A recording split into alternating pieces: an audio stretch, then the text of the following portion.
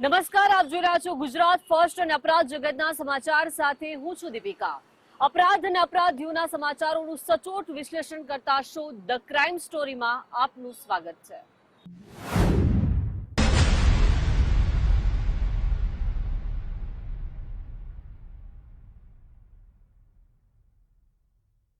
દસ વર્ષ પહેલા વીંટી વેચનારો રાતોરાત વૈભવી કોઠીમાં વસવાટ કરવા લાગે। રાતોરાત એક પગ યુપીમાં જ્યારે બીજો પગ વિદેશમાં ફરવા લાગે અને અચાનક જ અંતે અનેક ફરિયાદો મળે અને તપાસ થાય ત્યારે એક મોટા રેકેટનો પર્દાફાશ થાય છે અને અંતે આ રહસ્યમય લોકમાં ધર્માંતરની જાળમાં અંતે માટીવા। જોઈશું આ રિપોર્ટ। વીંટી વેચનારે બનાવી વૈભવી કોઠી।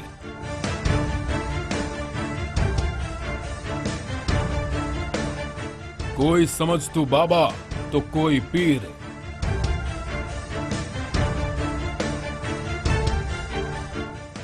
એક પગ હતો કોઠીમાં, બીજો પગ વિદેશમાં। ધર્માંતરણની જાળ અંતે માટીમાં। ફિલ્મી કહાનીઓ અને ટક્કર મારે તેવી આ રિયલ ઘટના બની છે ઉત્તર પ્રદેશમાં। એક સમયે સાયકલ પર વીંટી અને નંગ વેચનારો આ શખ્સ અચાનક હિન્દુઓ માટે છાંગુર બાબા અને મુસ્લિમ સમાજ માટે પીર બની ગયો। કેવી રીતે કરોડોનો માલિક બન્યો તેનો પર્દાફાશ યુપી ગવર્મેન્ટ અને જાબાજ પોલીસે અંતે કરી નાખ્યો છે। 7 વીઘામાં ઘર, ઠેર ઠેર સીસીટીવી કેમેરા, 25 ફૂટ ઊંચો દરવાજો, કરંટ વાળી તારની જાળ અને જર્મન શેફર્ડથી સુરક્ષા। આવા ઘર, આવી સુરક્ષા તમે મોટા નેતા, બિઝનેસમેન અને ધનવાન લોકોના ઘરે જોઈ હશે, પણ ધર્માંતરણની જાળ જે આ કોઠીમાં ગોઠવાઈ હતી તેનો માસ્ટર માઇન્ડ છે છાંગુર બાબા ઉર્ફે જલાલુદ્દીન શાહ નામનો આ શખ્સ। એ બાબા જણે જાતિના આધાર પર રેટ કાર્ડ બનાવીને રાખ્યું હતું। જલાલુદ્દીન કેવી રીતે બન્યો છાંગુર? ગામડાથી શરૂ થઈ છાંગુરની કહાની। ગામમાં વીંટી અને નંગ વેચવાનું કામ કરતો હતો। પ્રભાવશાળી લોકોના સંપર્કમાં આવ્યો હતો। રાજનીતિમાં પણ એન્ટ્રી કરી હતી। 2015માં પંચાયત ચૂંટણી લડી હતી। 2015ની ચૂંટણીમાં જીત પણ મેળવી હતી। અહીંથી જ શરૂ થઈ છાંગુર બાબા બનવાની સફર।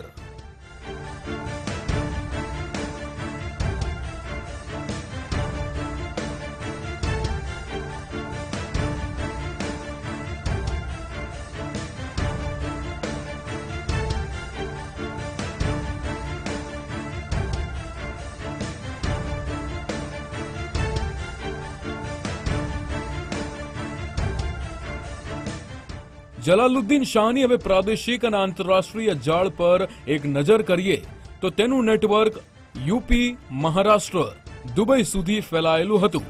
તેથી દુબઈથી ભૂતકાળમાં રિટર્ન થયા બાદ માસ્ટર પ્લાન બનાવ્યો હતો। દેશભરમાં તેના માણસો ગોઠવી તેણે ઓળખ બનાવી હતી કે તે હકીકતમાં પીર છે, પરંતુ ભાંડો ફૂટ્યો અને જણાયું કે વાસ્તવમાં નહીં। ભારતમાં ધર્માંતરણની જાળ ઉત્તર પ્રદેશ, મહારાષ્ટ્ર, રાજસ્થાન સુધી ફેલાયેલી હતી।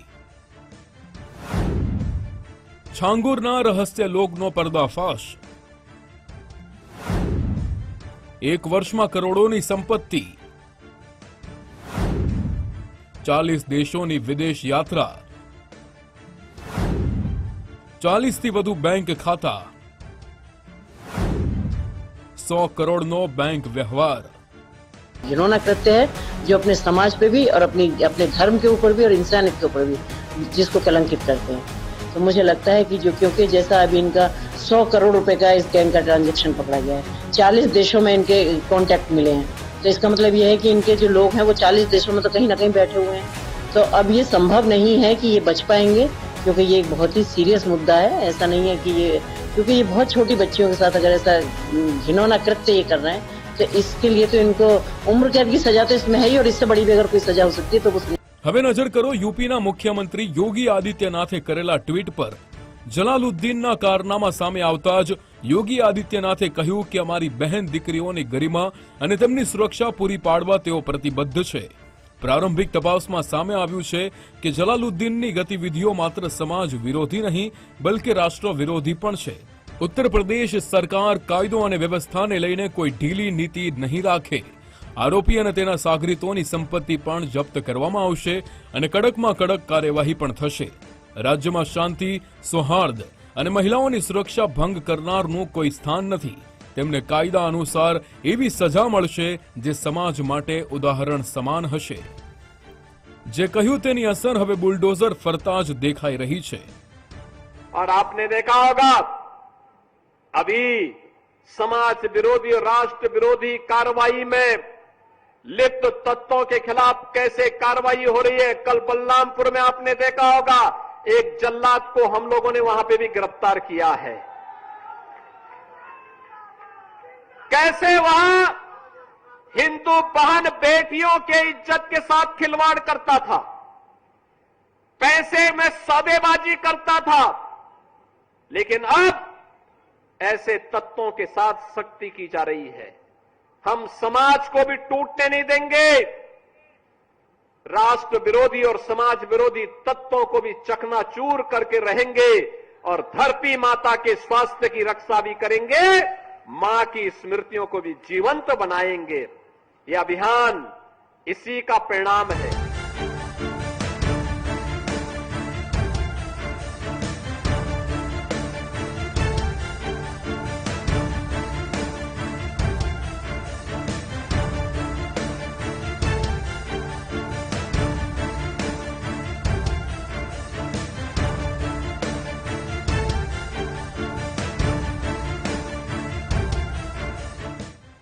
જલાલુદ્દીન ઉર્ફે છાંગુર બાબાની ધરપકડ બાદ બલરામપુર ચર્ચામાં છે।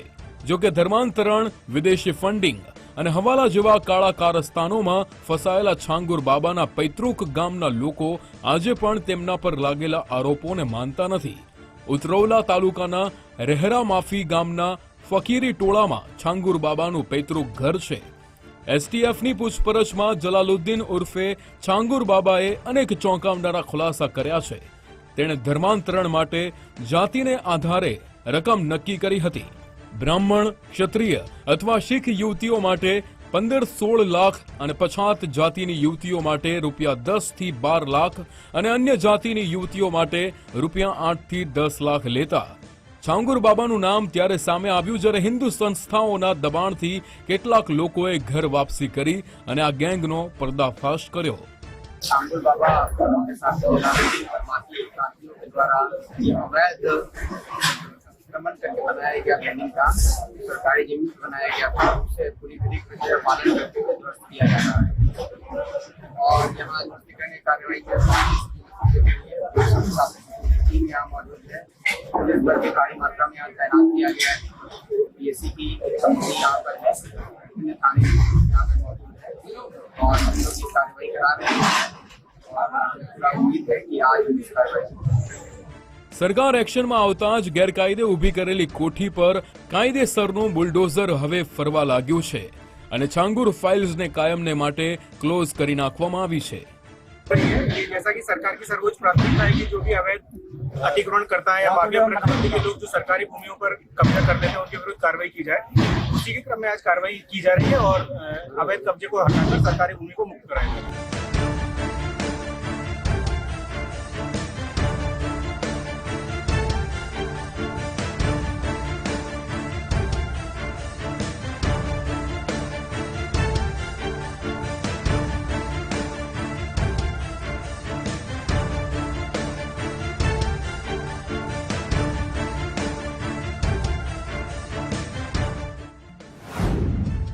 એટીએસનું સ્પષ્ટ કહેવું છે કે બલરામપુરની કોઠીથી ચાલતું હતું ધર્માંતરણનું નેટવર્ક। રૂપિયાની લાલચ આપી ધર્માંતરણ કરાવતો હતો।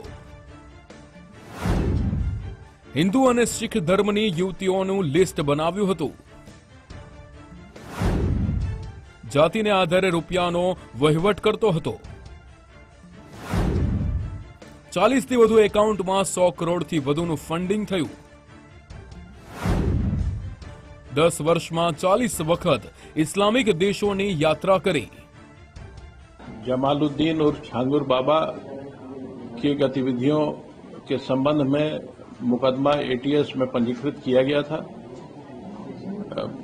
5 जुलाई को छांगुर बाबा और जमालुद्दीन और उसके प्रमुख सहयोगी नीतू उर्फ नसरीन की गिरफ्तारी की गई थी।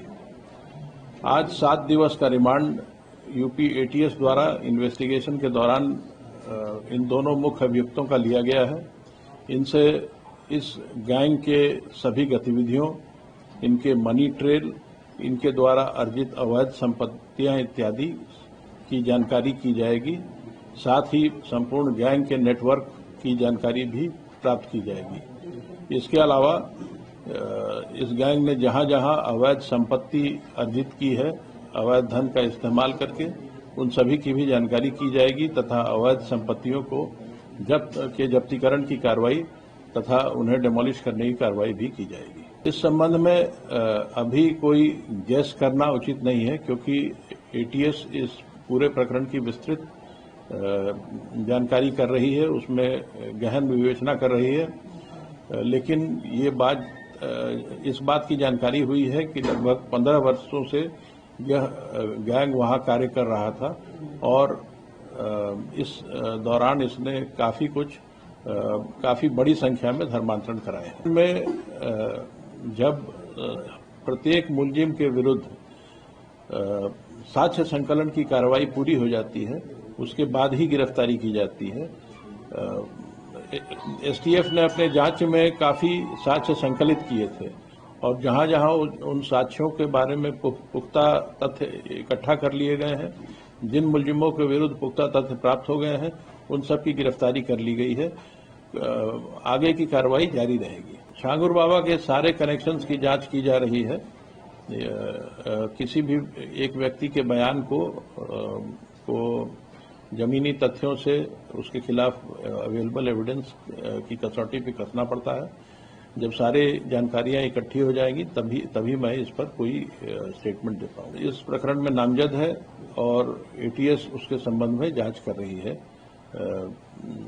जांच से, विवेचना से जो तथ्य प्राप्त होते हैं उसके आधार पर कार्रवाई की जाएगी। सर, ईडी ने आपसे जानकारी मांगी है, क्या ईडी भी मनी लॉन्ड्रिंग के तहत कार्रवाई करेगी? ईडी द्वारा एटीएस से इस प्रकरण में दायर एफआईआर की प्रति मांगी गई थी। इसके अलावा और कोई जानकारी इस मुख्यालय के स्तर पर उपलब्ध नहीं है। પાપનો ઘડો છલકાતા જ છાંગુર બાબાની ગેમ ઓવર થઈ ગઈ છે અને હવે ધર્મ પરિવર્તનની ફાઇલ્સ પણ ક્લોઝ થઈ ગઈ છે। ત્યારે જોવું એ રહ્યું કે આ ઢોંગી પીરના સાગરીતો આગળ કઈ દિશામાંથી ઝડપાય છે। Bureau report, Gujarat first.